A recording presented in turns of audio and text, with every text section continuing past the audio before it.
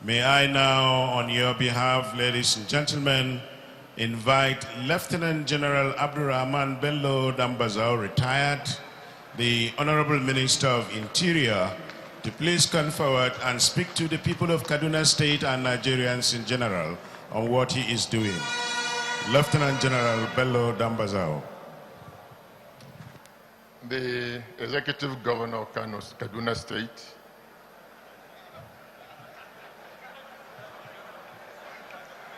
apology.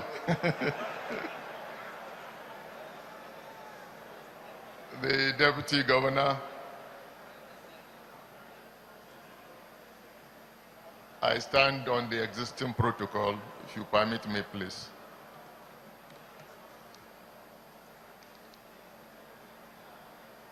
First, I want to start by giving a brief information on Ministry of Interior. We have a new Ministry of Interior. The new Ministry of Interior is a merger between the old Interior and the Ministry of Police Affairs. That gave us 5 agencies or services that are under the ministry. The Ministry of Interior has the responsibility for public safety and security, internal security, to be specific, in the country. And we know that there is a relationship, a very strong relationship, between security and development. So it is our responsibility to provide the conducive environment in which development can take place.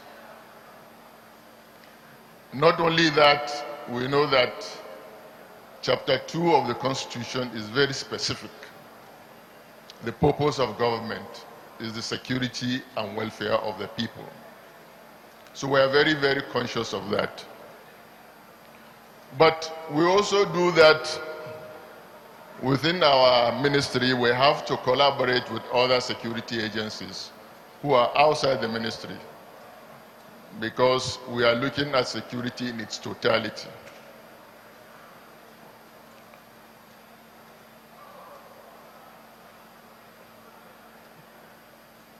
In addition to that, within the Ministry of Interior, we have the responsibility of granting business permits and expatriate quota.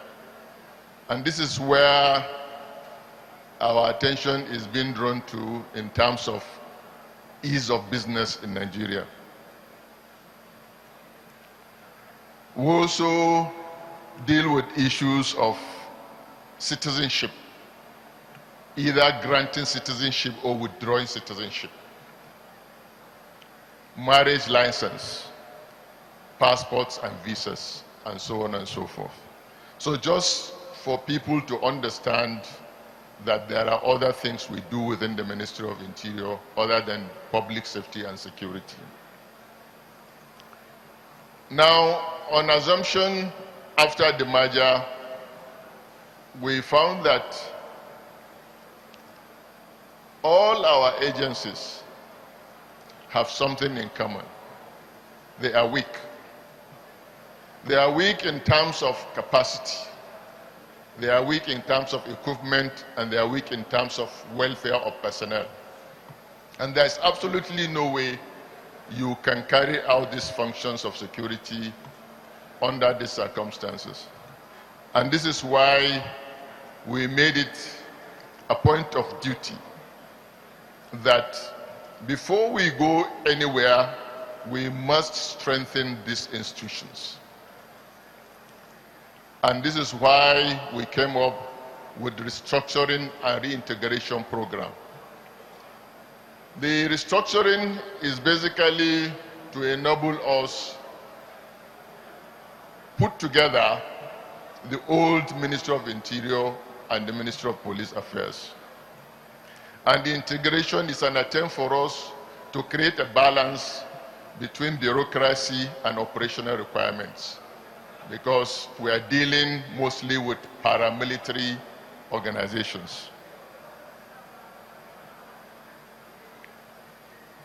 Next, what we are doing is pursuing reforms. This is not the first time these reforms are taking place, but we realize that most of the reforms were just kept after committees have sat and given out their reports.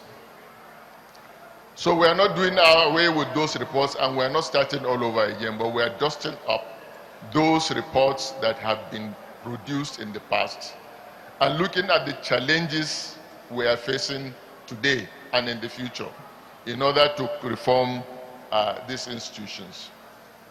One of the areas that is bothering us, which we're also trying to partner with state governments, is prison congestion. As of today, we have close to 70,000 inmates in our prisons. And out of this, over 70% are those awaiting trials for one reason or the other. And quite a number of them are there for several years because they simply could not pay fines, small amount of money. So this is why we are partnering with states to ensure that we decongest the prisons. In addition to the fact that some of them, do not get fair justice, we are spending heavy amount of money yearly to feed them. And as of today, we require 10 billion naira to feed prisoners every year. And that is unacceptable. And this is why we came up with the idea that we have prison assets in terms of farms. Most of you know about prison farms.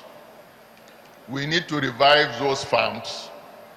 We have also option of privatizing prisons because we cannot really sustain this. And we have over 400 prison assets which are not utilized at all. So part of the plan is to go back to that. The other issue we are looking into is border security, border control. Most of our internal security challenges emanate from cross-border illegal activities, transnational crimes, in which quite a huge amount of arms and ammunition are smuggled into the country. Drugs are smuggled in the country. I read a report that almost every household between Kaduna State and Kano State has a drug addict. These are some of the challenges we are facing. So we need to tighten up our border security.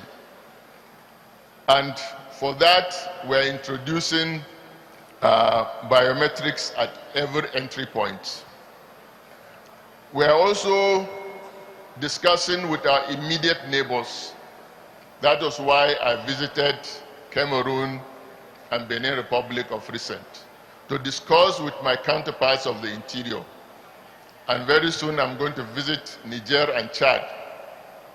But outside our immediate neighbors, we also have strategic neighbors, which we are discussing with, such as UK, the EU countries. Those are strategic neighbors. The dividing line between us and Europe is the Mediterranean. And we know that a lot of human trafficking activities are going on within that area. So we are partnering with them to deal with these issues. Then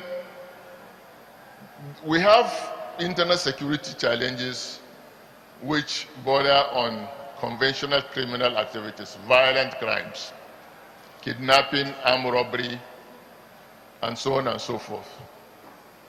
Just now, the Minister of State Petroleum talked about pipeline vandalism. This is an issue that we have to deal with. And it is the responsibility of Nigerian civil defense to guard pipelines. But they cannot do that when they don't have enough capacity, when they don't have enough equipment. That discussion is going on with the Minister of Petroleum on that. Of course, the next issue we are handling is the Northeast. The military has succeeded, or almost succeeded, in winning the war. But we think that winning the war is only 20% of the task. 80% of it is winning the peace. And how do you win the peace? We have the responsibility to protect, in line with the United Nations, international best practices. That responsibility to protect, for that we need to deploy the police and civil defense. The Nigerian police has started deploying. We are training the civil defense personnel to deploy them in the Northeast. But it is not just the task of deploying for physical security. That's why I say 80% of the job, is winning the peace. We are also collaborating with other MDAs to ensure that the issue of reconstruction, rehabilitation, reintegration, and all the R's of post-conflict peace building are strictly adhered to. So there's a lot that we need to do in that wise. One other thing that has been on focus of recent is the farmers-herders conflict. We realize that it's an issue that has a long-standing history. It is not recent. But of course, it's an issue that is bothering people. So we decided to hold a strategic stakeholders meeting several weeks back, or rather a few weeks back. This is in the preparation of a wider stakeholders meeting so as to see how we can tackle this issue. But we realize that this conflict is not limited to Nigeria. Just a few days ago, the Ghanaian ambassador visited me. He also mentioned that they are experiencing similar conflicts in northern Ghana. So we need to look at this conflict in a wider scope, a regional perspective, because we know that herders, these are not limited to Fulanis, but herders move around across the whole of West Africa and Central Africa, back and forth. So we need to do quite a lot in order to deal with this situation. I want to stop here since my time is up and wait for further questions. Thank you very much.